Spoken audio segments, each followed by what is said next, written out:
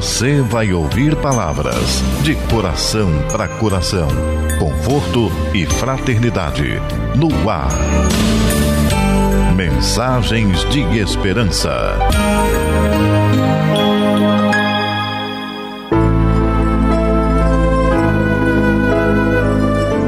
Olá, caríssimos ouvintes, entrando no ar mais uma edição do programa Mensagens de Esperanças, pelas ondas amigas da Rádio Rio de Janeiro, em 1400 kHz AM e pela internet www.radioriodejaneiro.am.br. Apresentação de João Aparecido, que agradece a carinhosa sintonia. Passemos para a nossa primeira mensagem. É do livro Jesus no Lar, quando Jesus implantou o primeiro culto cristão no lar, na casa de Simão Pedro. É do livro Jesus no Lar, pelo médium Francisco Cândido Xavier, o espírito Neio Lúcio, o capítulo 50, em oração.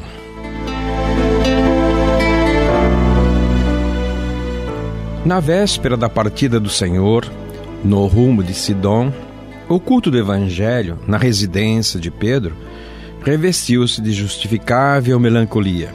As atividades do estudo edificante prosseguiram, mas o trabalho da revelação, de algum modo, experimentaria interrupção natural. A leitura de comoventes páginas de Isaías foi levada a efeito por Mateus, com visível emotividade. Entretanto, nessa noite de despedidas, ninguém formulou qualquer indagação. Intraduzível expectativa pairava no semblante de todos. O mestre, por si, absteve-se de qualquer comentário, mas, ao término da reunião, levantou os olhos lúcidos para o céu e suplicou fervorosamente: Pai, acende a tua divina luz em torno de todos aqueles que te olvidaram a bênção nas sombras da caminhada terrestre. Ampara os que se esqueceram de repartir o pão que lhes sobra na mesa farta. Ajuda aos que não se envergonham de ostentar felicidade ao lado da miséria e do infortúnio. Socorre os que se não lembram de agradecer aos benfeitores. Compadece-te daqueles que dormiram nos pesadelos do vício, transmitindo herança dolorosa aos que iniciam a jornada humana. Levanta os que olvidaram a obrigação de serviço ao próximo. Apiada-te do sábio que ocultou a inteligência entre as quatro paredes do paraíso doméstico.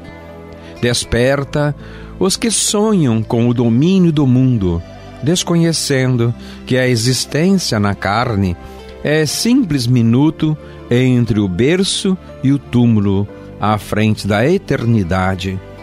Ergue os que caíram vencidos pelo excesso de conforto material. Corrige os que espalham a tristeza e o pessimismo entre os semelhantes.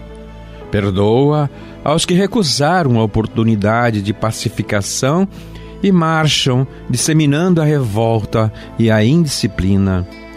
Intervém a favor de todos os que se acreditam detentores de fantasioso poder e supõem loucamente absorver-te o juízo, condenando os próprios irmãos.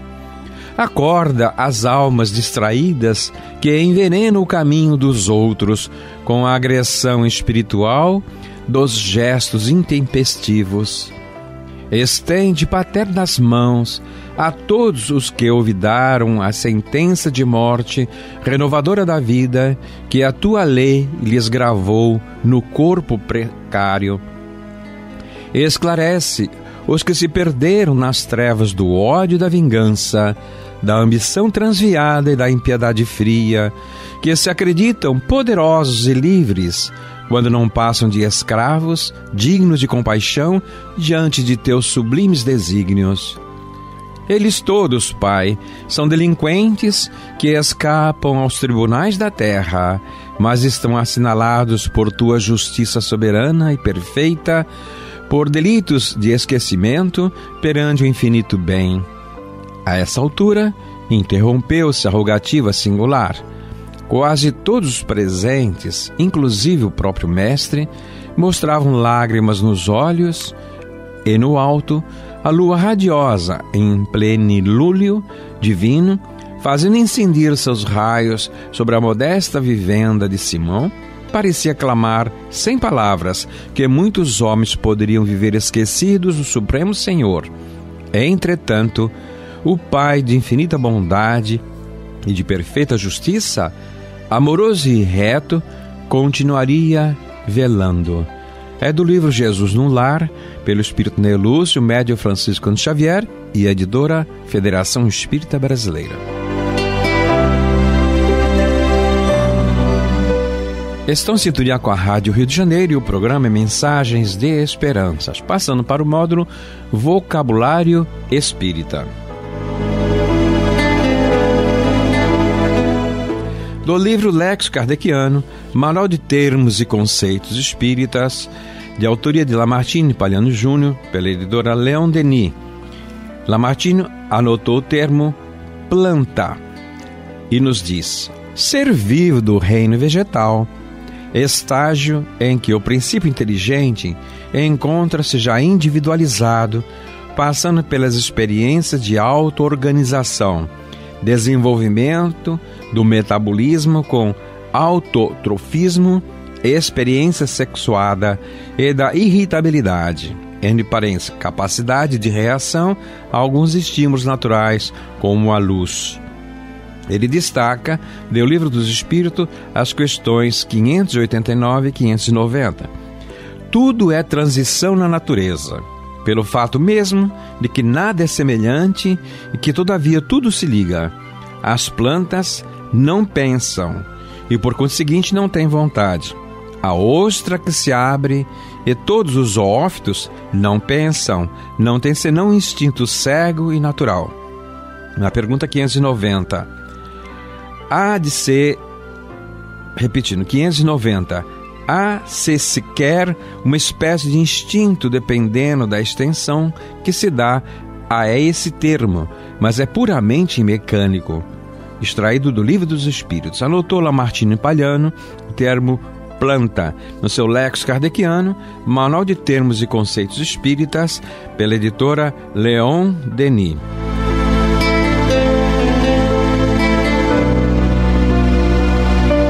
Estão em sintonia com a Rádio Rio de Janeiro e o programa Mensagens de Esperanças. A música também é uma mensagem de esperança para nós, almas imortais. Ouçamos do CD Luz, do Coral Espírita Irmã Sheila, a faixa de número 12, Almas das Andorinhas.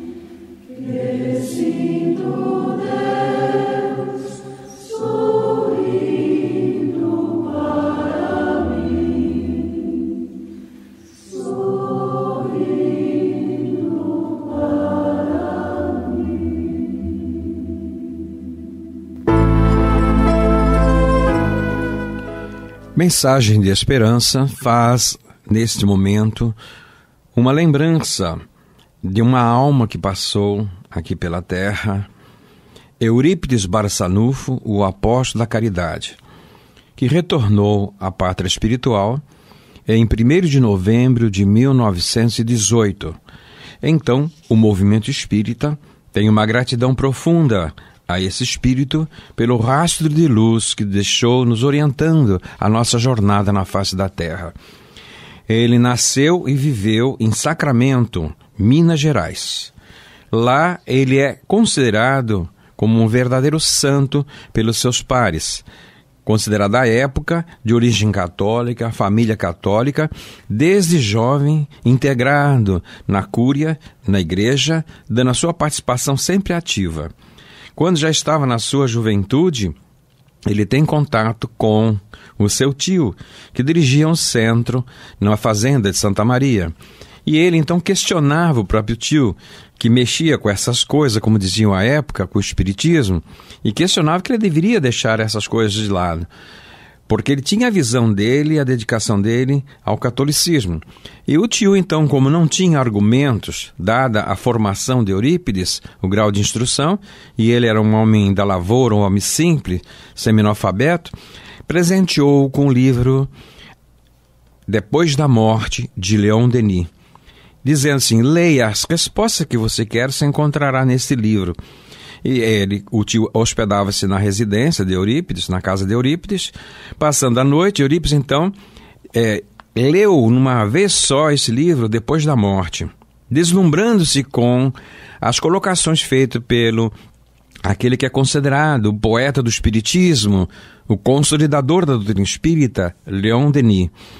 E então, tão maravilhado ele estava no dia seguinte, que começou a conversar com o tio e lamentava ter feito uma leitura assim meio apressada. E o tio recomendou que ele ficasse com o livro. E assim que ele tivesse concluído a leitura, que seria muito mais útil para ele, que ele comparecesse lá na fazenda qualquer dia. E assim, então, ficou combinado. Quando ele se dirige para a fazenda, ele vai raciocinando sobre as dúvidas que ele tinha sobre o Novo Testamento. Algumas questões em que até então ele não tinha tido respostas na doutrina, na religião que ele abraçava.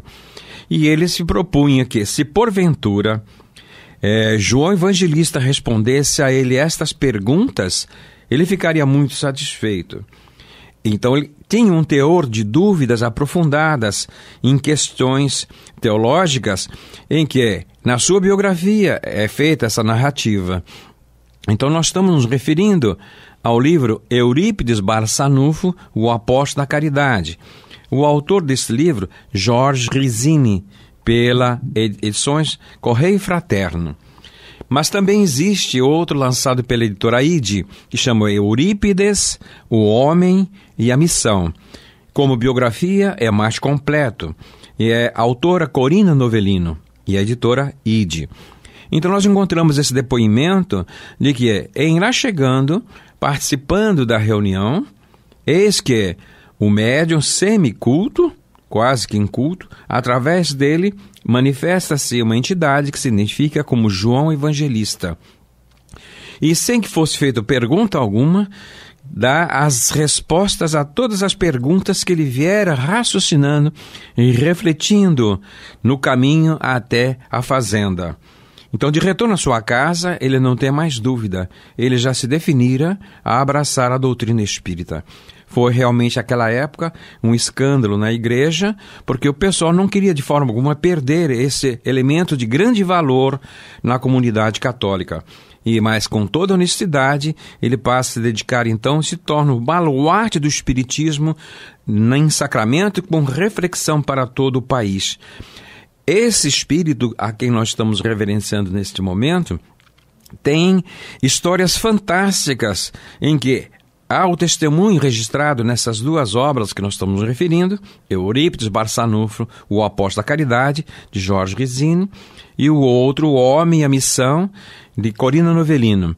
Dais como a narrativa é que o único depoimento que nós temos conhecimento de um espírita ou um ser humano que tenha tido a oportunidade, enquanto encarnado, de estar junto com Jesus.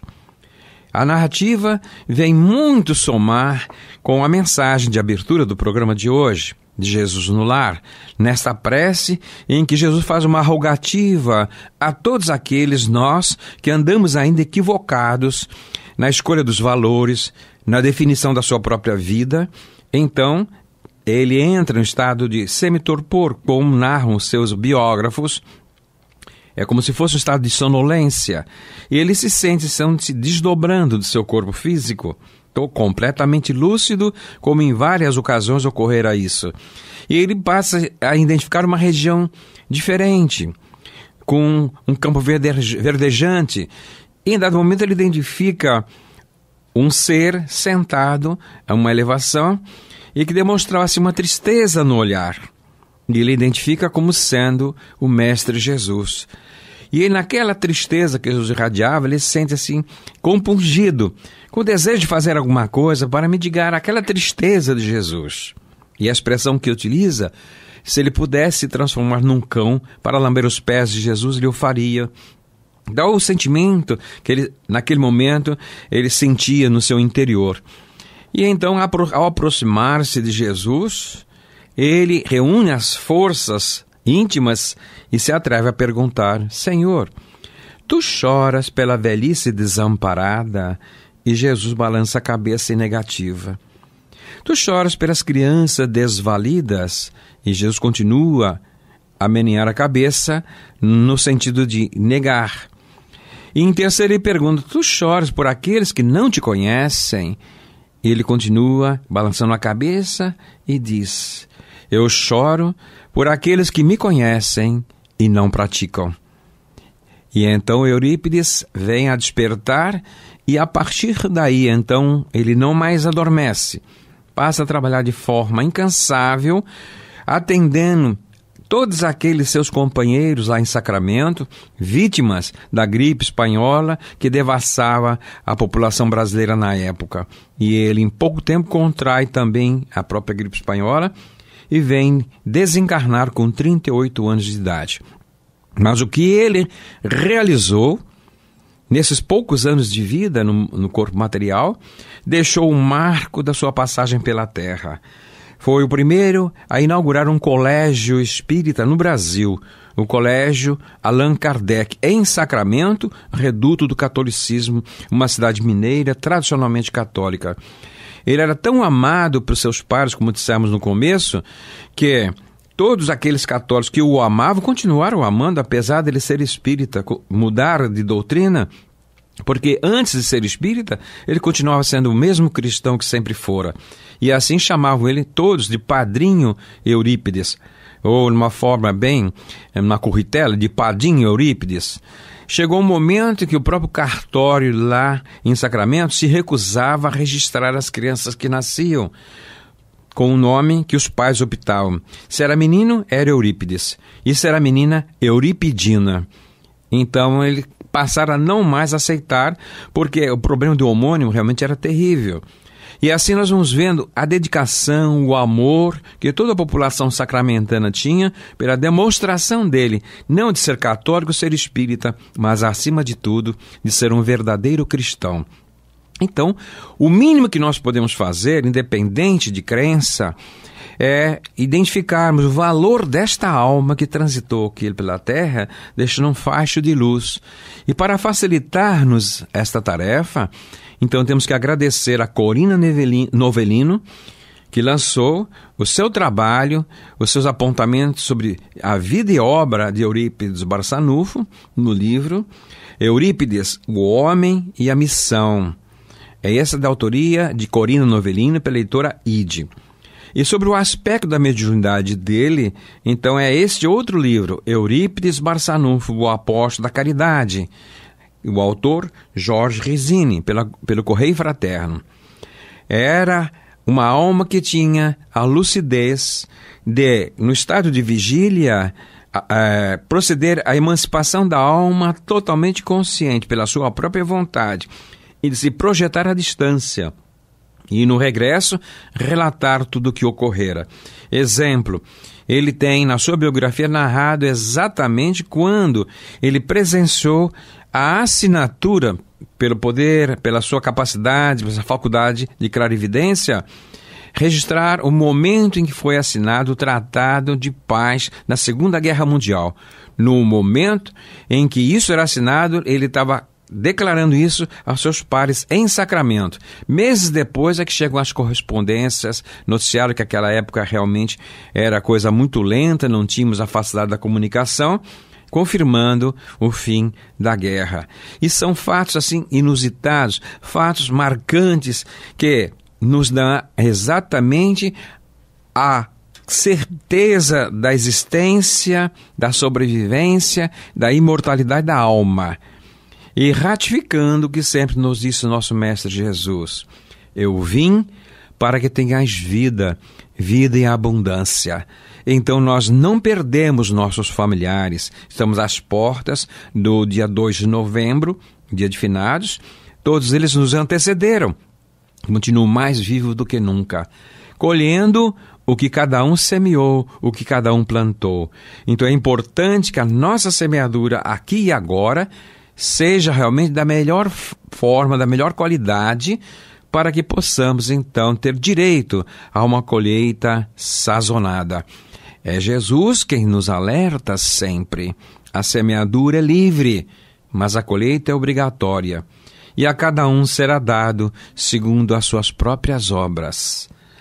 Que possamos então, desta forma, relembrar esse espírito de escola, como tantos outros que passaram aqui pela terra, lendo a sua biografia, conhecendo, e quem puder passar por Sacramento poderá conhecer as marcas que lá existem do trânsito desse espírito pela face da terra.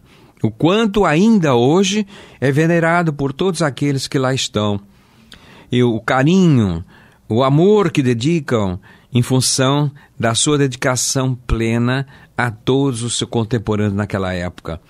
Onde a maior prova de amor que ele deu, ele renunciou à possibilidade de estudar medicina no Rio de Janeiro para não deixar a sua mãe desamparada, por amor à sua mãe. Mas não parou os estudos, ele tornou-se autodidata e foi se aprimorando cada vez mais, mesmo sem sair de Sacramento, o interior de Minas Gerais. Então, queridos ouvintes, este é o nosso presente neste programa de mensagem de esperança, que possamos nos espelhar nesses seres luminosos, tais como Eurípides Barçanufo.